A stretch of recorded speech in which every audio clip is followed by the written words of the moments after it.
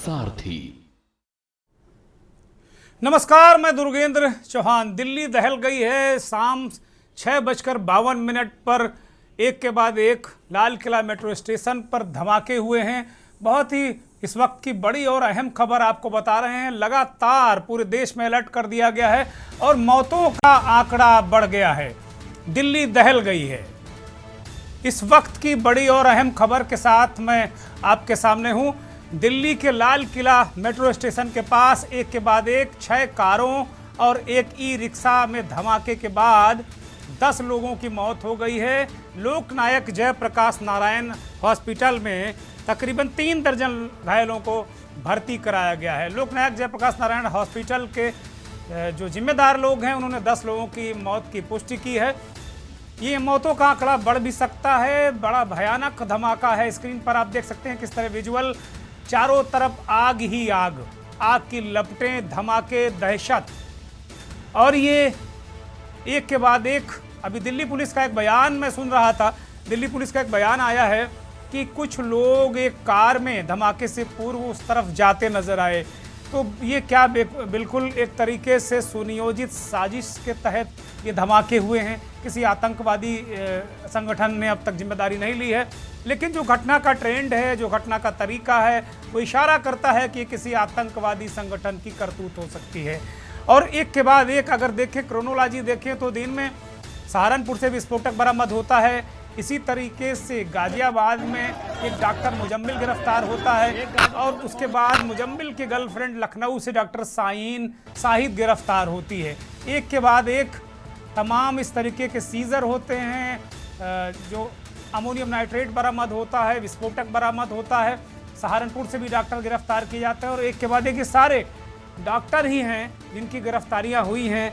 और उसके बाद भी शाम 6:52 पर दिल्ली दहल गई।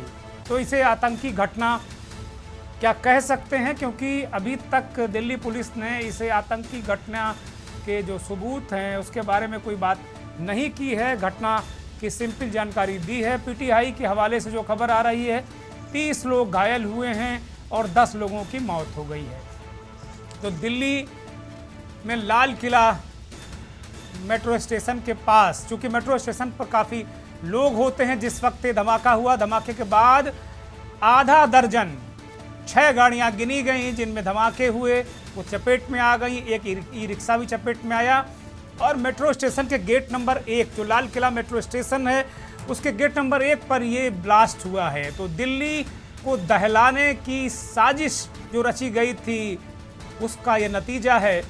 हालांकि इससे पहले सुरक्षा एजेंसियों ने काफ़ी कुछ डिकोड कर लिया था। फरीदाबाद से गिरफ्तारियां हुई, बरामदगी हुई, सहारनपुर से गिरफ्तारी हुई, लखनऊ के एक डॉक्टर शाहिद को गिरफ्तार किया गया, गाजियाबाद के डॉक्टर मुजम्मिल को गिरफ्तार किया गया।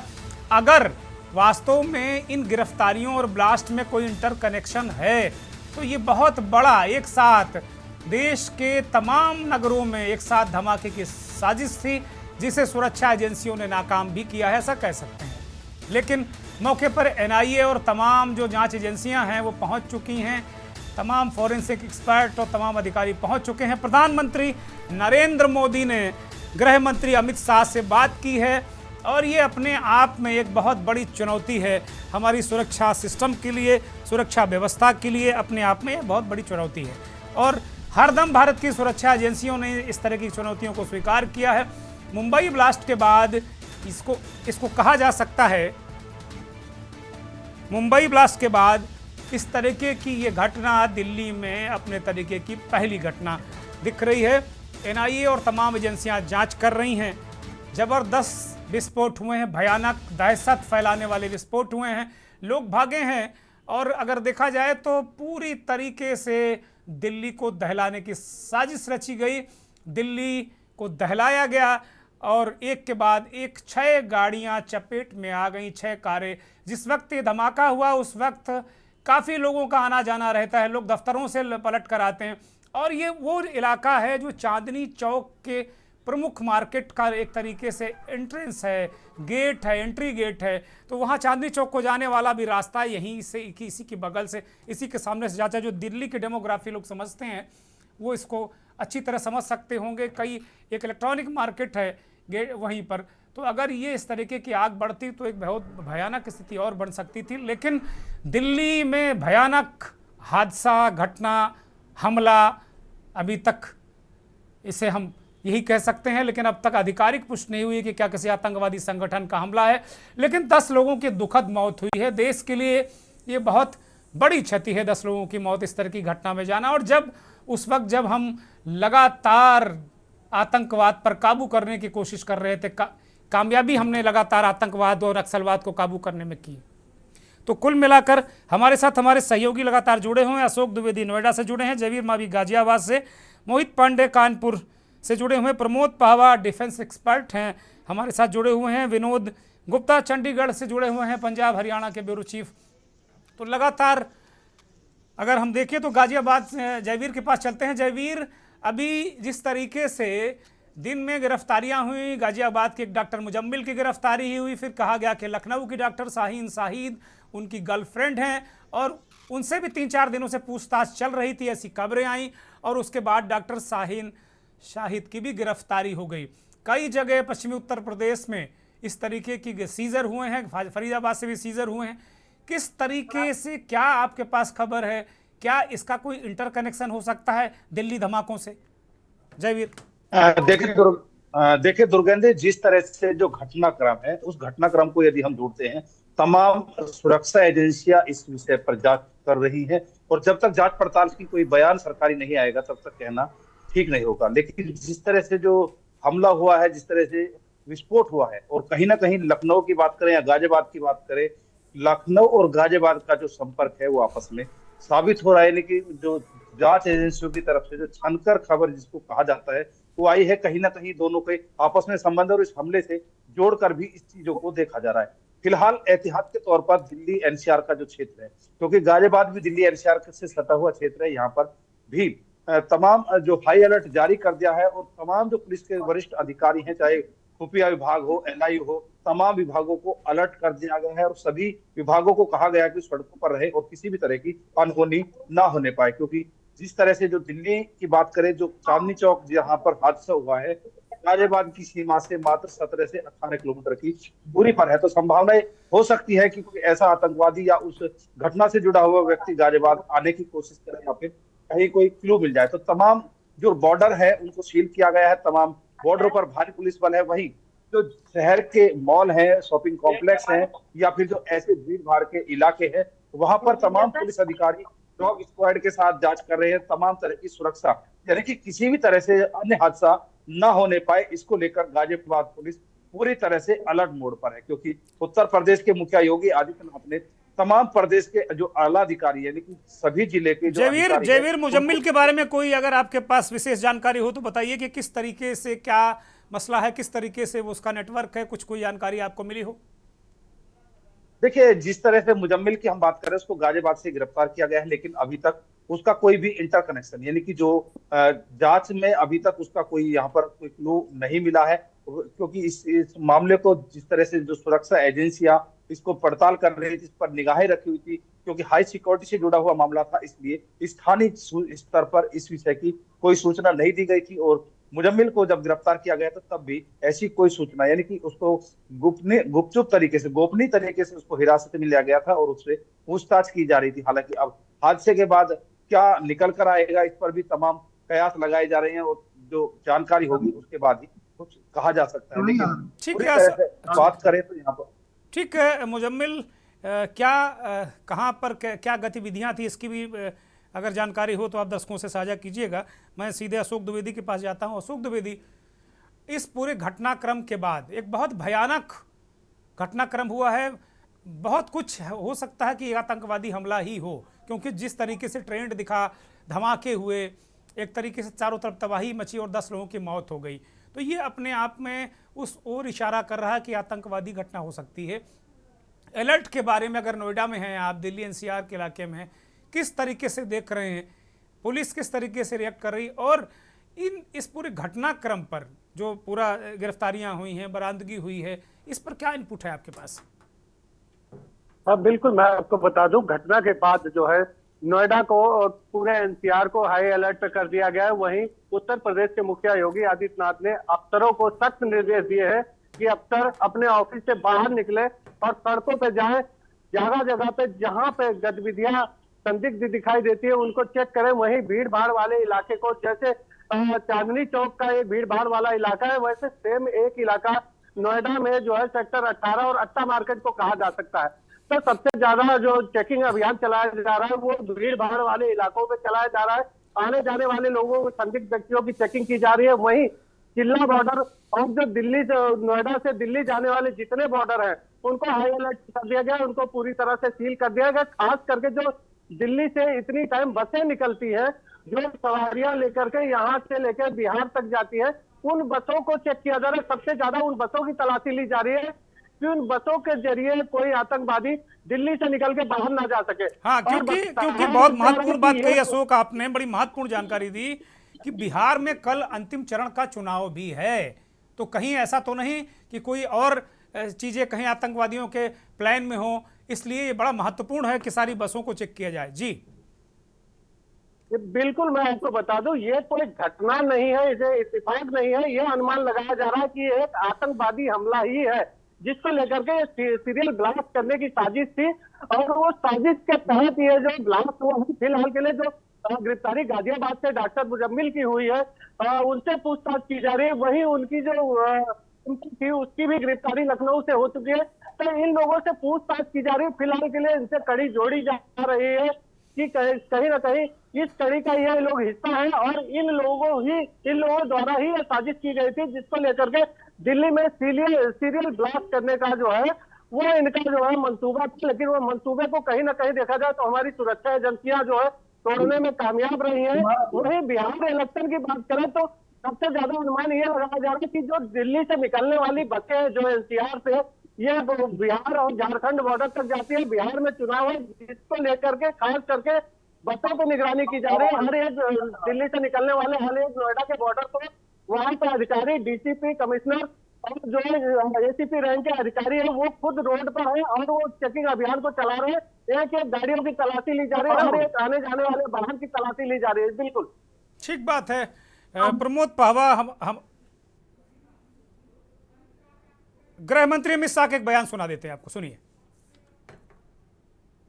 आसपास के स्थान के सभी सीसीटीवी कैमरा और बाकी सब चीजों की के आदेश दे देंगे।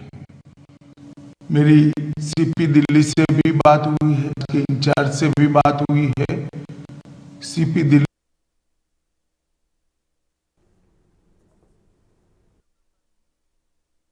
स्पेशल ब्रांच के इंचार्ज स्पॉट पर मौजूद है। हम सभी संभावनाओं को और सभी संभावनाओं को ध्यान में रखकर इसकी गहन जाएगी। सभी ऑप्शन की तुरंत जांच होकर नतीजा जो आएगा, जांच हम जनता के सामने रखेंगे। मैं कुछ ही देर में स्पॉट पर भी जा रहा हूं और अस्पताल में भी तुरंत जाऊंगा। के सीसीटीवी फुटेज को खंगाला जा रहा है। दिल्ली के पुलिस कमिश्नर से उनकी बात हुई और थोड़ी देर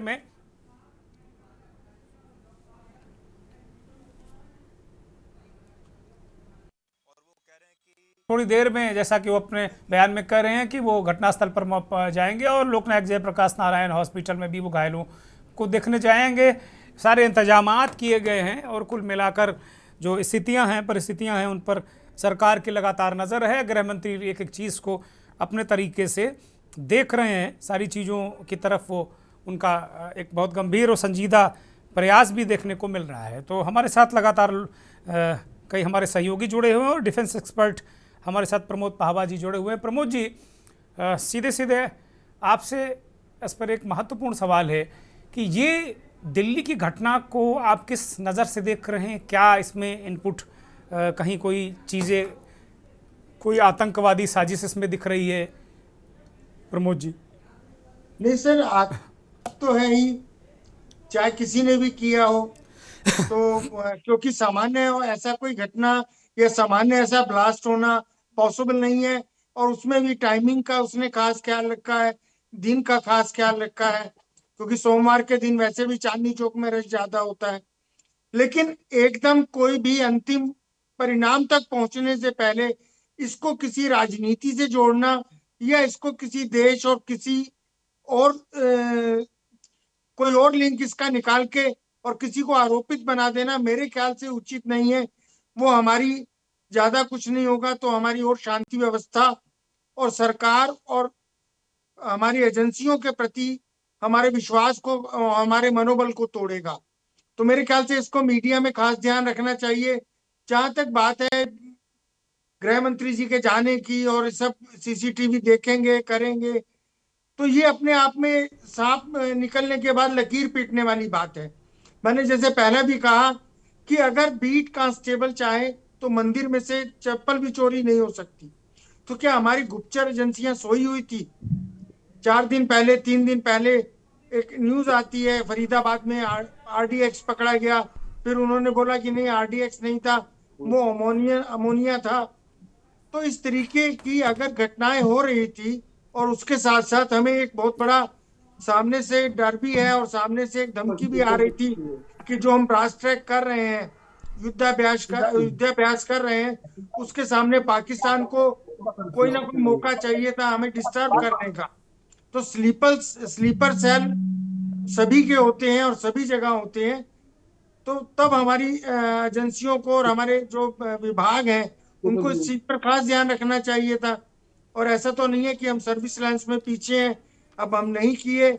तो मैं तो यही मानता हूं और मैं इसके लिए सबसे पहला आरोपी, उनसे भी पहला आरोपी अपने ही लोगों को मानूंगा, एजेंसियों को मानूंगा, अपनी सुरक्षा एजेंसियों को मानूंगा। उनको ध्यान देना चाहिए था। अब उसके बाद वो टीवी देखें, कुछ भी करें, जिनकी जान चली गई वो तो वापस नहीं आएंगे ना। ठीक बात है, ठीक बात है। वास्तव में बहुत सजग रहने की जरूरत। हमारे साथ विनोद गुप्ता, हमारे ब्यूरो चीफ पंजाब हरियाणा हिमाचल प्रदेश के। विनोद गुप्ता, क्या अलर्ट है, क्या स्थिति है? बहुत सेंसिटिव है पंजाब और हरियाणा भी। विनोद। दुर्गन जी, 2011 के बाद दिल्ली के अंदर एक और बड़ी दुर्घटना कह लीजिए, एक बड़ा जो हादसा देखने को मिला है। 2011 में एक हादसा हुआ था हाईकोर्ट के अंदर के बाहर, गेट के बाहर, और एक दोबारा से दिल्ली के अंदर जो है लाल किले के बाहर ही हादसा हुआ। तो कहीं ना कहीं इसको देखते हुए जिस तरह हाई अलर्ट पे पूरे देश के राज्य है, उसी तरह से हरियाणा, पंजाब, हिमाचल को भी हाई अलर्ट पे रखा गया। और खुद डीजीपी हरियाणा जो है उन्होंने स्पष्ट कहा कि हर तरह से पुलिस को मुस्तैद कर दिया गया, और खासकर जो दिल्ली से लगते एरिया है उनके आसपास के जिले हैं उनको डीसी को स्पेशल निर्देश दिए कि जांच करें। और पुलिस अधिकारियों को कहा कि जितनी भी गाड़ियां बाहर की आ रही है या जा रही है उनकी खासकर चेकिंग की जाए, क्योंकि दिल्ली के लगते एरिया में जिस तरह से फरीदाबाद के अंदर 360 किलो अमोनिया नारिक पकड़ा गया, उसको अब वो क्या है क्या नहीं है इसकी जांच के बाद ही पता चल पाएगा। क्योंकि हरियाणा के अंदर मामला है, दिल्ली के अंदर कितना बड़ा कांड होता है, तो कहीं ना कहीं हरियाणा इस चीज को जल्द ही अपने चाहे खतरे के निशान से कह लीजिए, चाहे सुरक्षा के हिसाब से कह लीजिए, अलर्ट पे है, अलर्ट पे रहेगा। पंजाब के अंदर भी सुरक्षा एजेंसियों ने अपनी जिम्मेदारी संभालते हुए बॉर्डर्स एरिया सील किए हैं, जांच शुरू कर दिया है। और कहीं ना कहीं यही चीज हमें चंडीगढ़ में देखने को मिली है कि जिस तरह से एक बड़ी घटना दिल्ली के अंदर होती है, 10 जाने चली जाती है, 30 से ज्यादा लोग घायल हो जाते हैं, तो कहीं ना कहीं हर राज्य अपनी तरह से सुरक्षा के लिए दृष्टि से हर तरह की जो है काम करने के तैयार रहता है। जी, बहुत महत्वपूर्ण जानकारी विनोद ने दी। हमारे साथ उत्तर प्रदेश के कानपुर सेंट्रल स्टेशन से हमारे सहयोगी मोहित पांडे लगातार जुड़े हुए हैं। चूँकि कानपुर सेंट्रल एक दिल्ली हावड़ा रूट का सबसे बड़ा स्टेशन है। मोहित पांडे, स्टेशन बड़ा महत्वपूर्ण है, तमाम दिल्ली हावड़ा रूट की गाड़ियां जा रही होंगी, कल बिहार चुनाव है, किस तरीके की सतर्कता वहां पर देख पा रहे हैं आप? दुर्गा जी, मैं आपको बता दूं कि दिल्ली कोर्ट के बाद उत्तर प्रदेश पुलिस एक अलर्ट जारी कर दिया गया है। क्योंकि अभी कुछ समय पहले कानपुर के कई सालों की कोर्ट के साथ कानपुर सेंट्रल स्टेशन पहुंचे। कानपुर सेंट्रल स्टेशन पर प्लेटफॉर्म हो या सर्कुलेटिंग एरिया हो और ट्रेन हो, अभियान चला गया। और वहीं सीआरपी के साथ कई थानों की फोर्स और आरपीएफ मौके पे मौजूद रही। पूरी तरीके से जो भी सर्दी पटकती दिख रहा है तो उनकी शक्ल तलाशी ली गई है। वही वो प्लेटफॉर्म पे भी उन्होंने चेकिंग करी। चेकिंग करने के बाद जो जो दूर दराज से जो ट्रेन आ रही है, बिहार से, जो दिल्ली से जो ट्रेनें आ रही है, खासकर दिल्ली से जो ट्रेनें। मोहित अपना ऑडियो ठीक करिए, दर्शकों को आपका ऑडियो ठीक से नहीं मिल पा रहा। मोहित अपना ऑडियो ठीक करिए, माइक ठीक करिए। मोहित मोहित अपना ऑडियो ठीक करिए प्लीज। हाँ बोलिए बोलिए। हेलो सर, दिल्ली में विस्फोट के बाद उत्तर प्रदेश में भी अलर्ट जारी किया गया। अगर वहीं कानपुर की अगर बात करी जाए तो कानपुर में टीपीपी ईस्ट और जो सीपी ने अभी कानपुर सेंट्रल स्टेशन का निरीक्षण के दौरान उन्हें कानपुर सेंट्रल स्टेशन में एक संपूर्ण चेकिंग अभियान चलाया है, जो कि चेकिंग अभियान प्लेटफॉर्म नंबर 1 से शुरू हुआ। प्लेटफॉर्म नंबर 1 हो, 4 हो, 5 हो, 9 हो, लगातार चेकिंग अभियान कम से कम 1 घंटे चेकिंग अभियान चला। वहीं कानपुर पुलिस के साथ कई थानों की फोर्स, वही सीआरपी व आरपीएफ मौके पर भी दूर दराज से जो ट्रेनें आ रही थी उन ट्रेनों में भी सभी तलाशी ली गई है। और जो संदिग्ध व्यक्ति अगर दिख रहे हैं या कोई गाड़ियां संदिग्ध खड़ी हुई है तो उनकी तलाशी ली जा रही है। उनके साथ डाक स्कोर भी मौजूद था। संपूर्ण तरीके से सुरक्षा व्यवस्था के अगर इंतजाम कर दिया कानपुर में तो कानपुर पुलिस कहीं ना कहीं एक्टिव मोड में आ गई है और लगातार चेकिंग अभियान चला रही है कानपुर में। जी, एक और महत्वपूर्ण जानकारी हमें मिल रही है कि लोकनायक जयप्रकाश नारायण हॉस्पिटल पहुंच गए हैं अमित शाह। तो ये दर्शकों के लिए बड़ी महत्वपूर्ण जानकारी। हमारे सहयोगी लगातार जुड़े हुए थे। फिलहाल सहयोगियों का धन्यवाद और उनसे ये गुजारिश भी कि वो अपने तरीके से इनपुट इकट्ठा करें। मैं जल्दी फिर से उनसे बात करूंगा। तीनों हमारे सहयोगियों का धन्यवाद। और सीधे हमारे पैनल में जो हमारे साथ डिफेंस एक्सपर्ट जुड़े हैं उनसे बातचीत करेंगे। उत्तम कुमार देवनाथ जाने माने डिफेंस एक्सपर्ट हैं। Group captain MJ Augustine Vinod देश के जाने माने विशेषज्ञ हैं, रक्षा विशेषज्ञ हैं और बहुत सारी चीज़ों को समझते हैं। हमारे साथ प्रमोद पाहवा साहब लगातार जुड़े हुए हैं और major Mohammad Ali Shah defence expert के तौर पर हमारे साथ जुड़े हुए हैं। तो इन मेहमानों से हम बात करेंगे। एमजे अगस्टीन साहब, इस पूरी घटनाक्रम को किस तरीके से आप देख रहे हैं?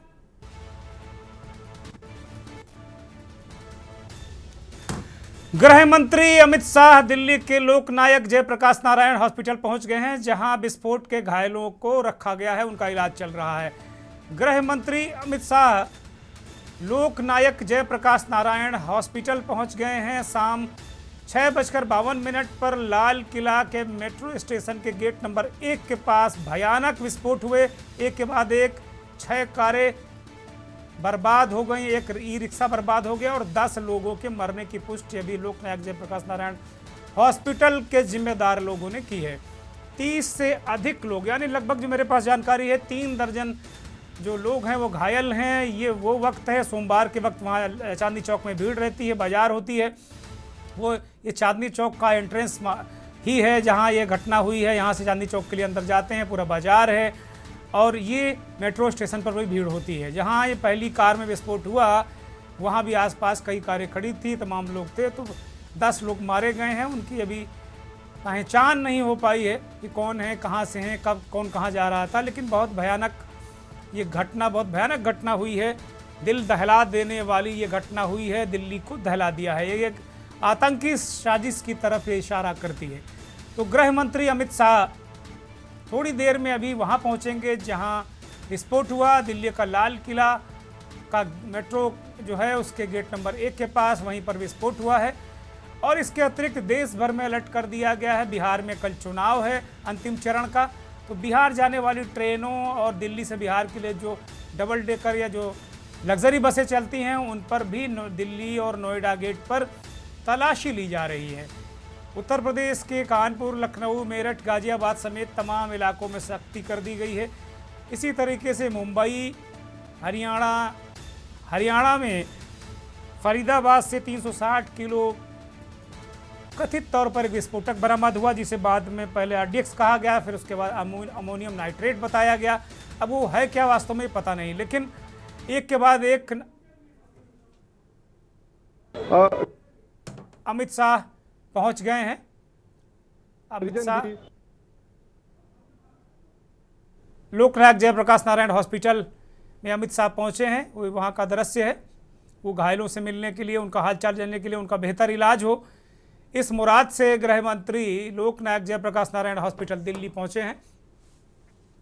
गृह मंत्री ने दुख व्यक्त किया है, प्रधानमंत्री ने दुख व्यक्त किया है, देश के तमाम नेताओं ने दुख व्यक्त किया। ये तस्वीरें हैं जो वहाँ के लोकनायक जयप्रकाश नारायण हॉस्पिटल के डायरेक्टर से वो बात कर रहे हैं। दिल्ली के पुलिस कमिश्नर से बातचीत हो रही है।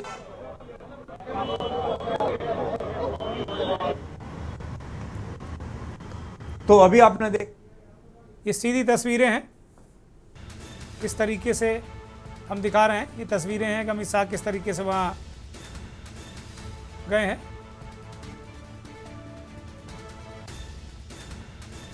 लोकनायक जयप्रकाश नारायण हॉस्पिटल में वहाँ पुलिस कमिश्नर भी हैं, सारी घटनाक्रम को वो देख भी रहे हैं, जान भी रहे हैं।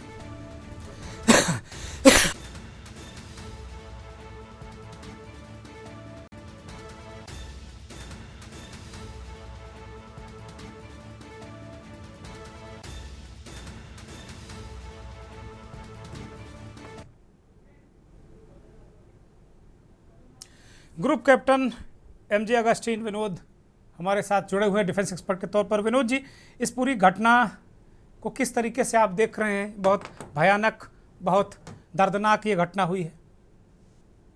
देखिए, अमित शाह जी का जो बात है उसमें से दो बहुत महत्वपूर्ण बातें निकल के आती हैं। सबसे पहली बात तो उन्होंने जो आतंकवादी निरोधी दस्ता एंटी टेरर स्क्वाड जिसको हम कहते हैं वो, और दिल्ली पुलिस के जो विशेष शाखा है जो टेरर चीजों पे देखती हैं, आकलन करती हैं, वो ये तो खैर जो इमीडिएट रेस्पॉन्स वाली बातें हो जाएंगी। लेकिन दो चीजों की जो उन्होंने जिसकी तरफ इशारा किया, वो एक है एनएसजी और दूसरा है एनआईए।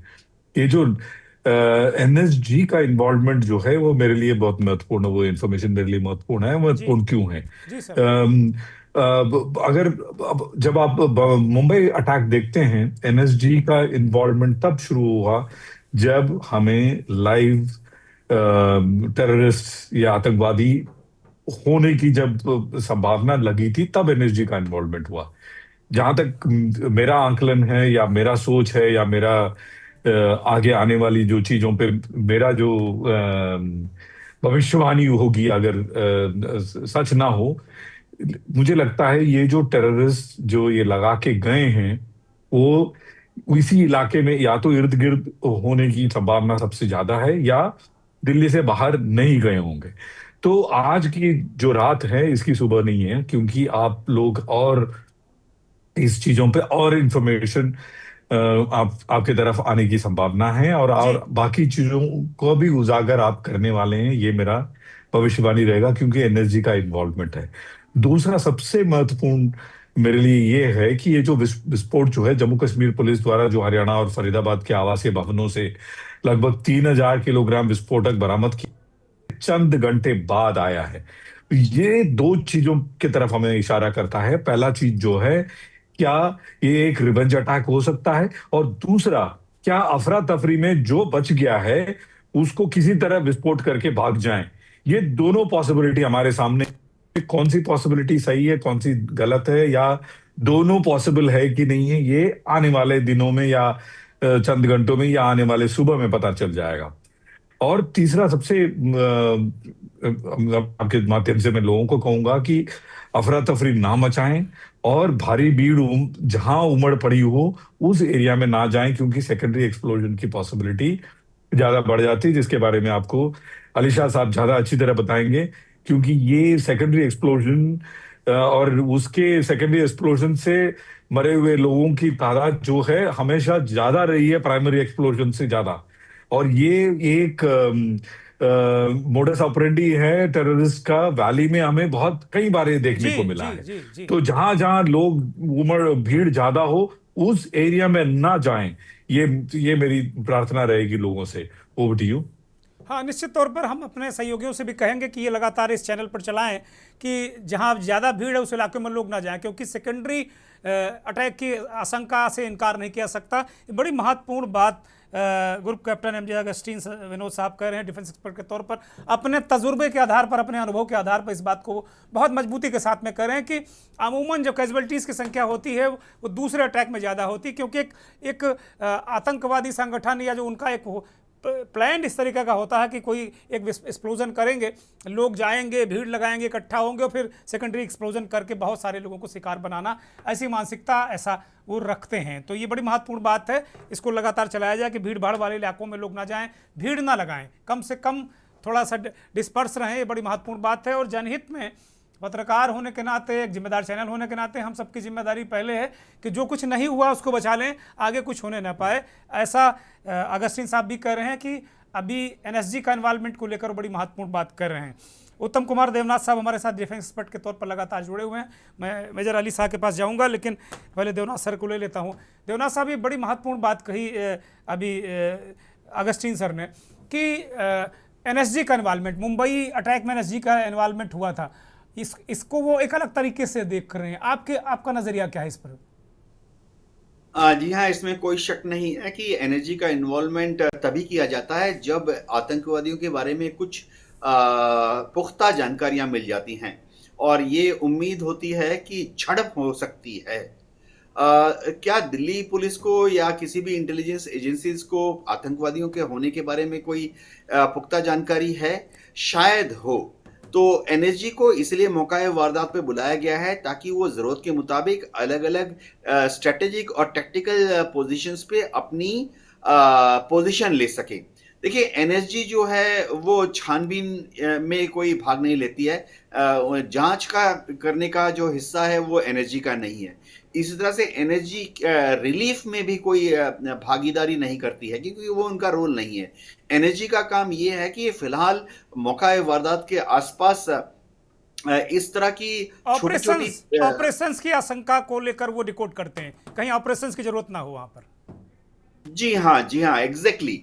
तो जैसे ग्रुप कैप्टन अगस्टिन, प्रधानमंत्री, मैं सर रोक रहा हूं आपको, प्रधानमंत्री नरेंद्र मोदी की पहली प्रतिक्रिया इस घटना पर आई है। प्रधानमंत्री नरेंद्र मोदी ने इस पूरे घटनाक्रम पर अपनी प्रतिक्रिया दी है। दिल्ली ब्लास्ट पर नरेंद्र मोदी जो भारत के प्रधानमंत्री, उनका रिएक्शन है। उन्होंने एक्सपोस्ट पर कहा कि विस्फोट में अपनों को खोने वालों के प्रति वो संवेदना व्यक्त कर रहे हैं। भारत के प्रधानमंत्री घायलों के शीघ्र स्वस्थ होने की कामना करते हैं, ऐसा प्रधानमंत्री ने कहा अपने एक्सपोस्ट में। और प्रभावित लोगों की सहायता अधिकारी कर रहे हैं, ऐसी जानकारी उन्होंने इस देश को दी है, देश की जनता को दी। विस्फोट में अपने लोगों को खोने के प्रति वो संवेदनशील हैं। वो कह रहे हैं कि जो लोग गए हैं उनके लिए वो दुखी हैं और घायल शीघ्र स्वस्थ हों, ऐसी कामना करते हैं भारत के प्रधानमंत्री नरेंद्र मोदी की ये प्रतिक्रिया आई है। एक ब्रेक ले रहे हैं, ब्रेक के बाद हम जो दिल्ली को लेकर दिल्ली दहल गई है या दिल्ली को दहला दिया गया है, इस पर बात करेंगे। आप देख